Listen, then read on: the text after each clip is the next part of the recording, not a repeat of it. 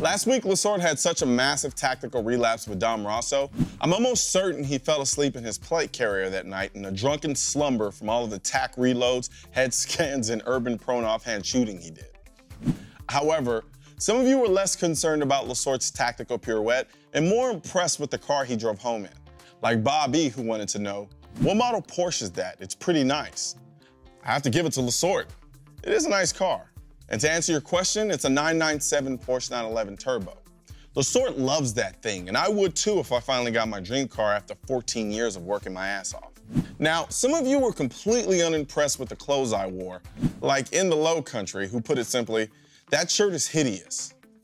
How do you really feel? Please forgive me, fashion gods, for not being a flawlessly dressed fashionista on every episode.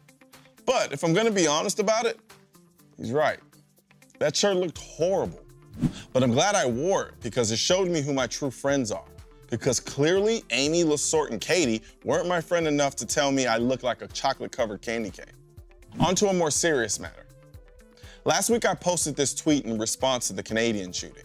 But in typical I'm not trolling, but I am trolling fashion, the Twitter account Second Perspectives tweeted, Vickers was a sergeant at arms doing his job, not a random guy toting a gun waiting for a chance to save the day. Well, let's see. You have Kenneth Bird, age 67, who shot 3 out of 3 intruders trying to rape his daughter.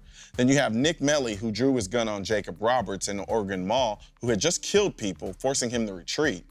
Then there's Kim Lanphier, who was saved at a train station during an armed robbery by another woman concealing a Glock. There's Jenny O'Donnell, the owner of a bar, whose employees were saved by a patron who shot 1 of 4 armed robbers trying to rob her bar, forcing the other 3 to flee.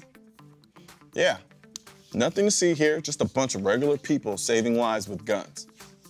Carry on.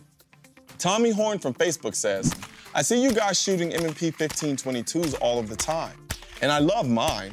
Any thoughts on the HK 416-22? Thinking of picking one up. Well, Tommy, funny you ask. When I went to buy my M&P 1522, I had a hard time choosing between the HK 416-22 and the M&P 1522. I'm an HK fan, but for the first time, I felt the HK was unnecessarily over-engineered for a 22 long rifle, thus rendering the gun a little lifeless.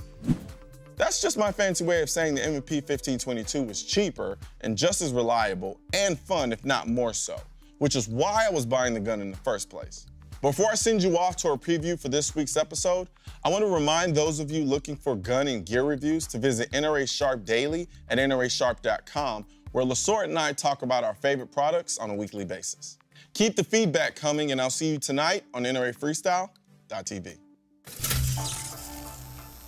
Tonight on Noir, we talk business with retired NFL player Andrew Klein.